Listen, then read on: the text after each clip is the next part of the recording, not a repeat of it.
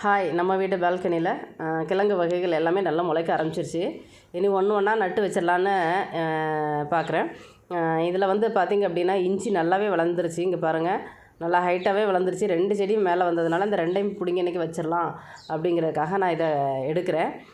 வேர் எவ்வளோ விட்டுருக்கு அப்படின்னு பாருங்கள், நல்லாவே வேர் விட்டுருக்கு. இது கொக்கோபீட்டில் வச்சோம் அப்படின்னா நமக்கு வந்து டேமேஜ் இல்லாமல் வேறு எடுக்கலாம் அப்படிங்கிறதுக்காண்டி நான் கொக்கோபீட்டில் வச்சேன்.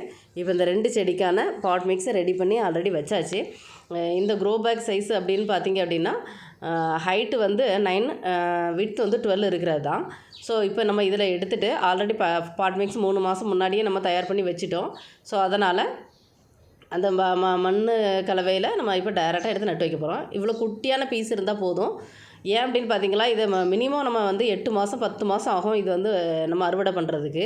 ஸோ அப்போ அந்த 8 மாதத்தில் நம்ம வந்து ஒரு கிழங்குக்கு பதிலாக 2 கிழங்கு வச்சோம் அப்படின்னா சீக்கிரமாகவே அந்த பேக் ஃபுல்லாகவே கிழங்கு ஸ்ப்ரெட் ஆகி நிறைஞ்சிரும். ஸோ எப்படினாலும் 8 மாதம் வரைக்கும் தான் நம்ம விட போகிறோம். ஸோ அதனால் இந்த ஒரு சின்ன பீஸ் வச்சாலே போதும், இந்த க்ரோ பேக் ஃபுல்லாகவே நிறைஞ்சிரும். லாஸ்ட் டைம் எனக்கு 2 கிலோ வரைக்கும், அதிகப்படியானது 2 கிலோ, கம்மியானது 3/4 கிலோ வரைக்கும் நான் எடுத்தேன். ஸோ அதனால் இந்த சைஸ் தொட்டிக்கு இந்த சின்ன பீஸே போதுமான அளவு. நான் அதனால் 1 மட்டும் தான் வைப்பேன், நான் 2 வைக்க மாட்டேன். ஸோ மஞ்சள் கூட நம்ம 2 வச்சுக்கலாம். பட் ஆனால் இஞ்சி வந்து 2 வைக்கவே கூடாது, 1 கரெக்டாக இருக்கும். ஸோ அதனால் நான் இப்போ ஃபஸ்ட்டு 2 தொட்டிலையும் ஒவ்வொரு இஞ்சியும் நான் எடுத்து நட்டு வைக்க போகிறேன். இந்த மாதிரி ஒவ்வொரு செடியாக தளைஞ்சி வர நான் ஒவ்வொரு தொட்டிலையும் எடுத்து வைக்க போகிறேன். ஏன்னா ஏற்கனவே எல்லாமே பாட் மிக்ஸ் எல்லாமே ரெடி பண்ணி கரெக்டாக வச்சுருக்கேன். ஸோ அதனால் இது ஒவ்வொன்றும் முளைச்சி